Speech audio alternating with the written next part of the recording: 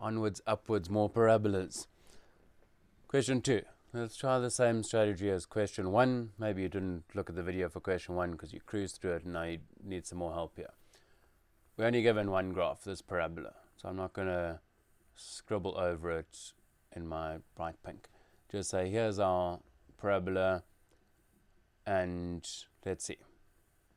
We're given a few things. Determine the lengths of OA, OB and OC. But let's just pause for a second and see what we know. Points A and C are x-intercepts. So we already know something about them. A and C, I'm going to just put C up here to leave space for E. And to say, well, we know that their y values are 0. I haven't gone up or down. Okay, we've got point B. We know something about point B. It's the y-intercept. So we know its x value is 0. And when the parabola is in this nice form, A, B, and C, we can just pretty much read it off. Because we can substitute 0 to go minus 0, plus 12. This must be 12, so let's just plug it in. And that's all we can see from the graph. We don't know where FG really sits. We don't know where ED sits. And this is the origin, so it's point O sitting over there, 0, 0. Right, calculate the lengths of OA, OB, and OC. OA, OB, and OC. In other words, just work out the intercepts and give their lengths. Okay, well, let's start with the easy one, OB. So for question A, OB equals, well, from 0 to 12 is just 12. You can pretty much read that off. Okay, OA and OC, we're going to need to determine what the y-intercepts are for that. The x-intercepts. So we make y equal to 0. So 0 equals minus x squared minus 4x plus 12. Could plug it into quadratic formula. Excuse me. And we could do that, but I think let's just multiply everything by negative, or kind of add the x squareds and everything to the left-hand side. Let's just fix that because it looks like 72 and that could be off-putting. So I'm going to say 0 equals x squared plus 4x minus 12. I think this is going to factorize nicely. And if it can factorize nicely, I'm always a fan of factorizing. But as I said, nothing at all wrong with just going, let's just plug it straight into the quadratic formula and get our two values. But I'm going to go x, I think that's 6 times 2 gives us 12. So 6 times 2 and plus 6 minus 2 gives us our 4x. Cool, so we know that x equals negative 6 or x equals 2.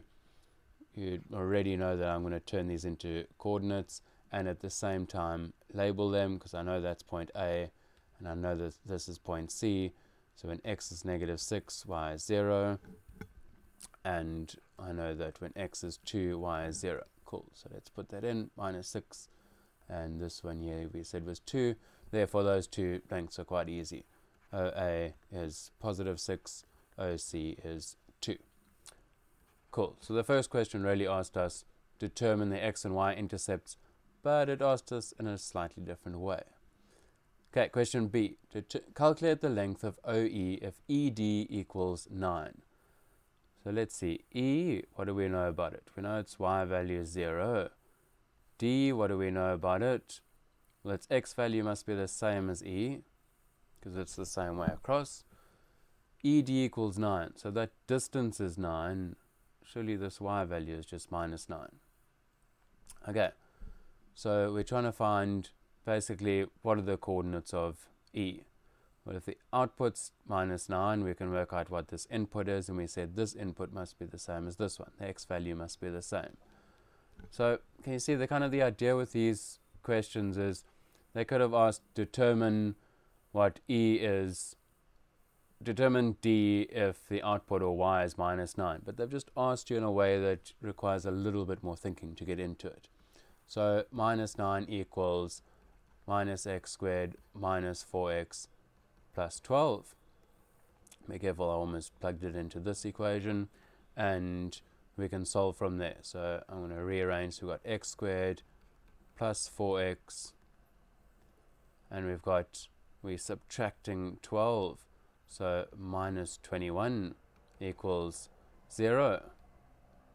Okay, now we should get two solutions because there's another value here where the output is minus 9. So let's not get scared off, but we know that it's going to be the positive one.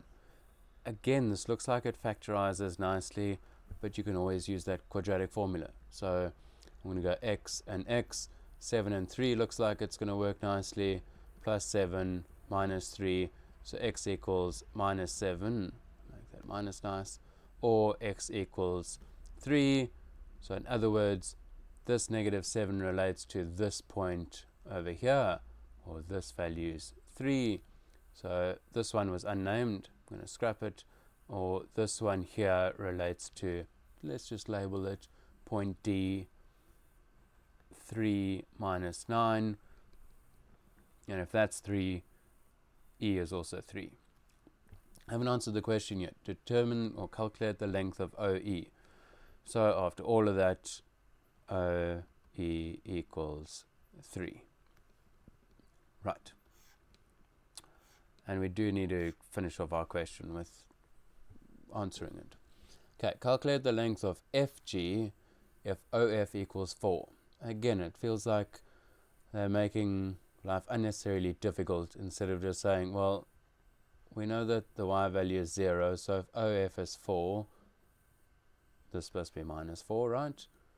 And G, well, doesn't that just have the same x value? So that's negative 4, and now we must find out what the y value is. So again, just this, I keep saying it because it just feels like they're asking a roundabout way to work out this y value. Well, we're given input, so all we need to work out is what is f of minus 4.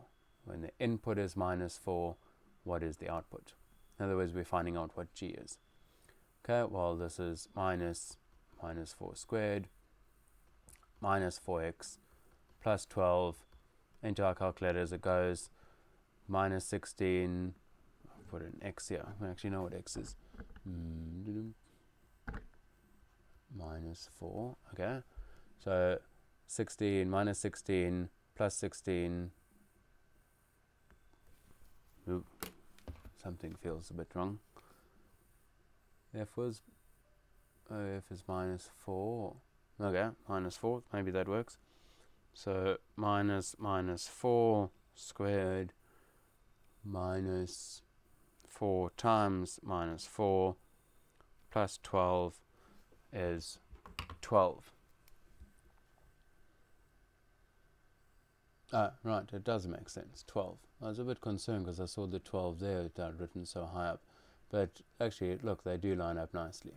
So therefore, we know that G is minus 4, 12.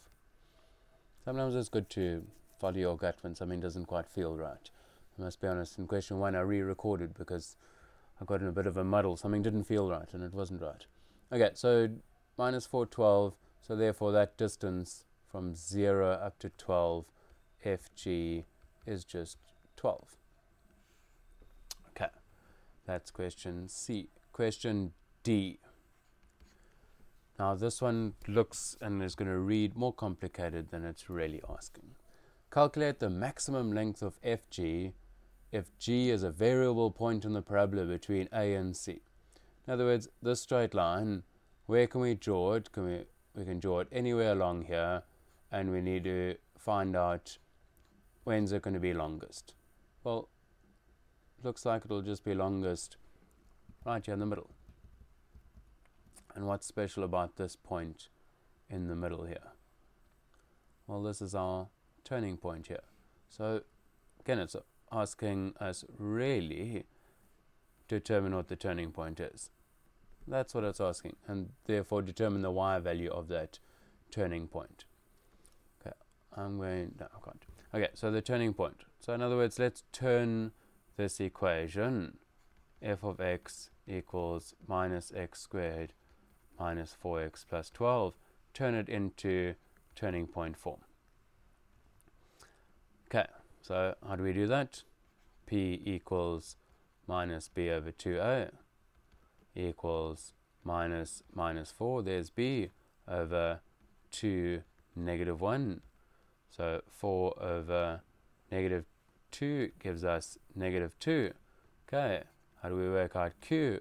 Well, we just input that into our function. So minus 2 squared minus 4 minus 2 plus 12 equals minus 4 plus 8 minus 4. Let's just make sure we get this exactly right. Minus 2 squared minus 4 minus 2 plus 12 gives us 16. Cool.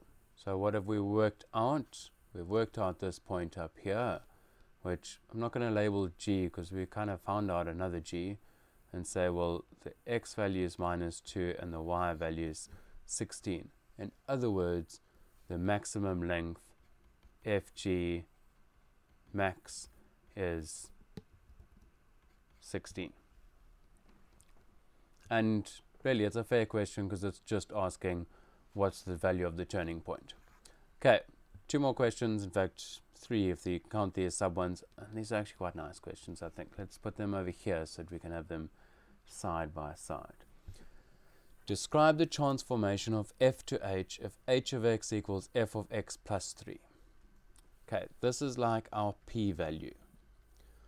And remember this idea of, always feels like we're doing the opposite with that left-right p transformation. So it says plus 3 over here. So therefore, we must be moving the graph left by 3. That's what we're doing. So we're transforming it by moving it left by 3. Left by 3. And it feels like it's a bit wrong. F of x plus 3. I actually drew this out here and went, well, if we replaced every x with x plus 3 and sketched it, there it is. Blue graph's our original graph. If we replace every x with x plus 3, everything's going to move left by 3. And here's the next one coming up. What happens if we go f of x minus 2? Well, if we're minusing 2 outside of the bracket, then that's like our q. So we're just moving everything down by 2. So that means move down by 2, down by 2, because it's a negative 2, it's q, it does what we expect. So if we sketched that one and said, we took that and we just added a minus 2 right at the end, we've just taken the graph down by 2. Okay, and the last bit, find the turning point of y equals h of x if h of x equals f of minus x. So the big question here is, what does f of minus x look like? So f of minus x, what is that graph doing? If we go minus f of x, if we went a minus in front, that's a reflection about the x-axis. Moves everything like that. Happy parabolas go sad. Sad hyperbolas go happy, etc. Just reflects it. So this does a reflection about the x-axis. We've seen that a lot. Less often we've seen this one. And so that's about the x-axis. This does a reflection about the y-axis. Yes, about the y-axis. So it reflects it like that. So instead of our graph looking like this, it's going to reflect it, and let's just see if we can kind of draw a mini sketch here to say, what would it look like? Well, instead of being the turning point on this side, the turning point is instead going to be on that side. So this is like our new C value, this is our new A value, everything is just reflected about the y-axis. We already worked out what the turning point was in a previous question. We said that it's, negative 2, 16. This was our turning point. So it would be nice if we'd written turning point. And then we could just come back, TP. So this would be, if the previous one was negative 2, 16. So this point here was negative 2, 16. Y value is still the same, but the x value is now the exact opposite, so it's positive 2, 16. There we go. Whew.